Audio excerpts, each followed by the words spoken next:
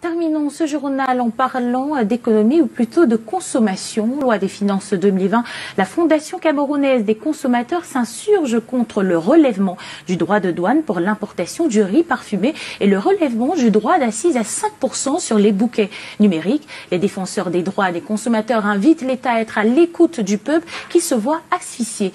Charles-Robert Itoc et Thierry Nana nous donnent les précisions dans cet élément. Relèvement du droit de douane pour l'importation du riz parfumé, relèvement du droit d'accise à 5% sur les bouquets numériques. Voilà certaines dispositions du projet de loi de finances 2020. La Fondation camerounaise des consommateurs tire la sonnette d'alarme. Nous disons donc au gouvernement camerounais qui a demandé aux populations depuis les années 90 de serrer la ceinture, de retrousser les manches. Nous avons déjà serré la ceinture jusqu'au dernier bouton.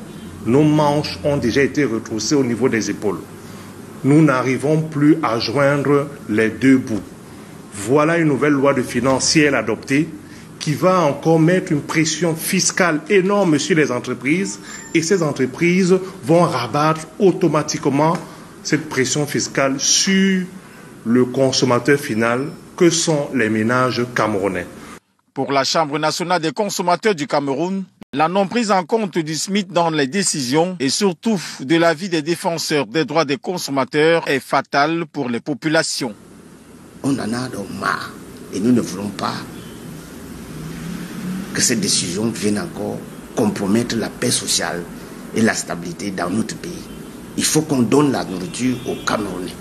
Il faut que nous retrouvons notre souveraineté alimentaire pour ne plus être soumis aux contraintes des produits importés. Les défenseurs des droits des consommateurs, le FOCACO et la SENACO, invitent l'État à être à l'écoute du peuple qui se voit asphyxié.